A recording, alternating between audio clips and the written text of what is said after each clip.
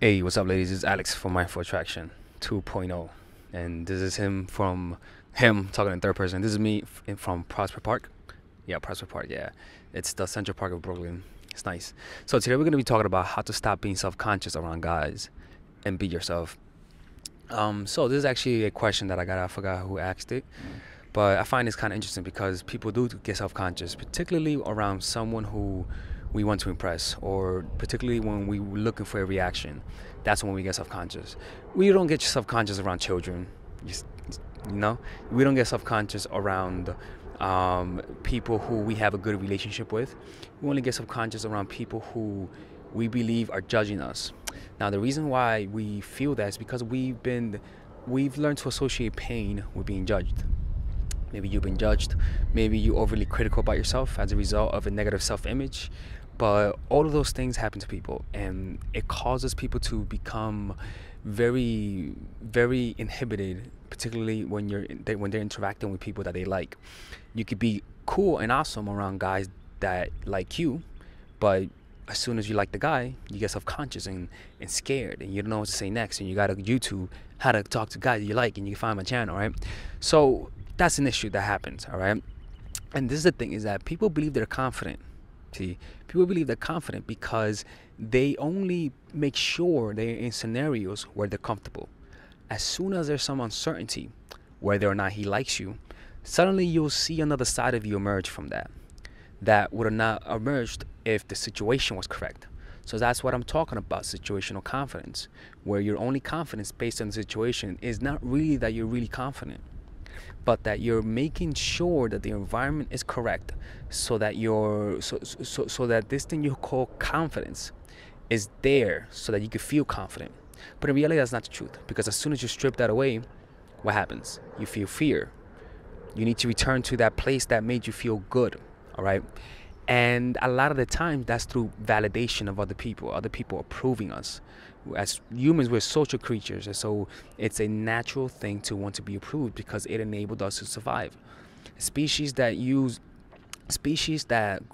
are in groups usually proliferate in the wild, but species that are more isolated, they do, but it's not as much. Anyways, I'm losing off topic. So yeah, so that's one of the things, because you fear being judged. So fucking bees, I fucking hate them. I swear to God, I hate bees. Actually, no, I like them. We need them, or else we'll die. So the reason why people can't be themselves is because of pre-imposed barriers. Those barriers are the judgments and the standards. You see, the judgment and standards that are placed upon us by our society. And so people's personality, even though they cannot fit, but because society says fit here, they try to fucking squeeze in, right? And so they squeeze in and they're like, see, is this good? Is this good? And society says, yeah, that's good. Oh, damn, that bird is evil. He just killed a worm. Anyways, so they'll be like, oh, is that good? Yeah, that's good. And so you're there, you're like, okay, I'll stay here just for you, society, just so you can validate me. And that's what we do. We have certain sides of us that we don't embrace. We have certain things about us that we don't talk about. Okay, that's some things don't talk about. But you know what I'm talking about. When there are moments that you want to be yourself, but you're not. There are moments that you betray yourself and you say, damn, like, I want to say this, but I don't know if you'll like it. And so you be quiet. And what's really going on is not that you didn't know what to say, but rather that emotion, because that is an emotion that you feel that's making you say, don't say that. That emotion is making you say, you know what, this is not good. So if you go to the source and notice that emotion, things will happen. And things usually happen. And this is what we're going to talk about. But let me talk about this. A lot of us, who do you think you are? Who do you think you are, right? But most of people's identity is based on, like I said earlier, predisposed barriers and judgment that's based on judgment. That's why people control others, through setting a standard that's very high and making sure that you don't meet them. And then anytime they want, they could obliterate you by saying, look, you don't meet these standards. You don't meet the standards. You don't meet the standards, right? So anyways, so most of us, as when we're usually older, right, when we're children, we're usually very happy. We usually have high self-esteem. Most children, most babies, they're happy little kids. Okay, you have one or two little asshole babies, but usually most kids are very nice. They're very good people. They're able to be themselves. They're able to walk around and smile and laugh and not feel judged. They're able to act like they're in a video game and walk around and just be themselves, and they don't feel judged, and people accept them for who they are.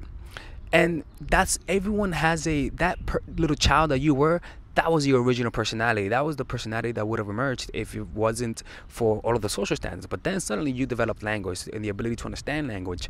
And so people started telling you, okay, you are a boy and a girl. That's the first standard that people give you, boy, girl, right? And now you got to start liking Barbie dolls, and now you got to start liking playing video games, cars, and suddenly if you like the color pink, and you know what, let's just switch you to blue, buddy. How about that? It's no big deal, right?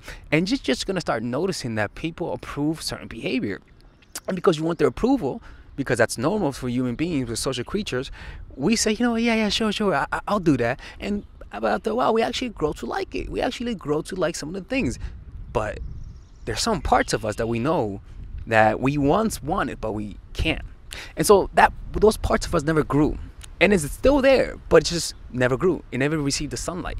That seed is still there, but it's being clouded by the clouds of judgment that people have. And as soon as you are able to become free of that, right, and just express yourself and observe fear rather than running away from fear, right, because that's what's going to happen. You're going to start noticing that you begin to change. You're going to begin to change. Your personality usually changes. And this is done through practicing presence, through practicing what people call mindfulness. Those moments when you are afraid of talking to a guy, right? What you have to do then is just notice yourself being afraid. Observe yourself being afraid, all right? And I'm telling you, the reason why you are afraid is not because of the guy, but also because of your thinking, your thoughts. Your thoughts say, "Oh my God, this like you." The way you feel is because your mind is saying things, and you're listening to your mind. You're in your head, all right. So what I always tell people is that the simplest way to be relaxed during a conversation with a guy and with a girl is to notice the breath. It's a simple tactic. Like, for example, look, I'm gonna talk to you guys right now, right? I'm just gonna notice my breath, right? And when I notice my breath, it requires an extra layer of concentration. You see. And that extra layer of concentration was once used by your thinking mind. And whatever you animate with your consciousness usually comes alive. And those things that comes alive are thoughts. And then it begins recalling other thoughts. And suddenly it begins to create an identity out of you. Maybe you were happy in 1 second, and then suddenly you start thinking of times you were betrayed. And then those thoughts become creating more thoughts about that, and then more emotions. And so it becomes linked up into one big hairball of thoughts and emotions that usually called your personality, right? And that's how, but in reality, that's just an insubstantial phantom that's there. Mind created is a mind-made phantom that's all based on judgment, but because you just didn't want to come out of your box. And so when you start doing that, you're going to begin to first observe that fear, you see, and that's the first step, is observing the fear. And then what's going to happen is, like, just like anything in life, you become comfortable with the fear, you see. And now suddenly the behavior that was jaded because of the fear usually starts coming out. It doesn't matter what that is. It could be a behavior, it could be a passion, it could be a desire, it could be a new hobby. It doesn't matter what that is. It could be confronting someone. But the whole point is that something's going to arise that's going to completely illuminate your character and actually improve it. Not from the sense of, your good personality, bad personality, but in terms of how liberated is it, how unhinged. You understand? So that's pretty much it. It's uninhibiting yourself. But in order for yourself to uninhibit yourself is to notice the tightness, notice the pain that usually accompanies the desire to get people's approval, the desire to not say this because they're not gonna like you, or to say that because they're gonna like you if they hear that.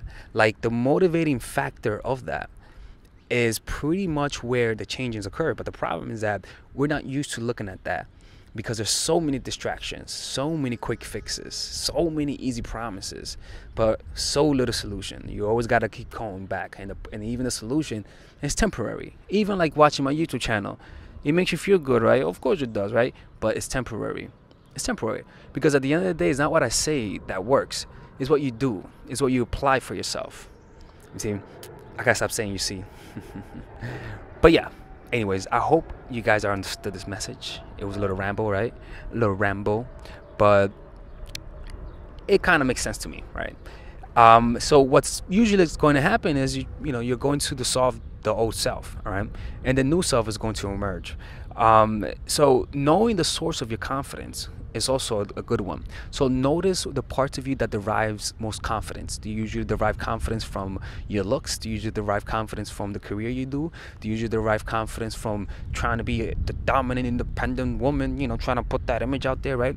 So if that's the case, notice where you usually get most of your sources of your confidence and deprive yourself of that. And notice what arises. Notice the pain that arises. Notice the desperation. Notice the thinking. Notice the mental imagery that you usually see that usually accompanies those emotions. Notice how that motivates you to do certain things and how that demotivates you from doing certain things. And actually just become curious about this whole thing that goes on inside of you. View it as though you're watching a theater and you're watching this glamorous theater that's going on inside of you. You're noticing the imagery, you're noticing the emotion, but you're back there just watching. You through the glasses, observing, just looking at the movie of your inner world. And hopefully you'll notice that it was all mind-made, all self-created, that you weren't watching other entities, but rather you were watching the mere manifestation of your own consciousness, because all of that was self-created in the brain. And what animates the brain is consciousness, because without consciousness your brain wouldn't be useless. As soon as you're conscious, suddenly there's someone there able to use the brain. So the brain is not really using itself. In reality, you're just conscious. You just think you're the brain because for some reason, I don't know. But yeah, man, I'm talking a lot today, man. Anyways, it's Alex from mindfultraction.org. Oh goddamn! I hope this was recording. Oh, this better have been recording. This happened a couple of times where it wasn't recording. All right, I was so pissed off, yo. I was like, yo, fuck mindfulness. I'm done with this shit, man. No, man. Anyways, take care. Bye bye.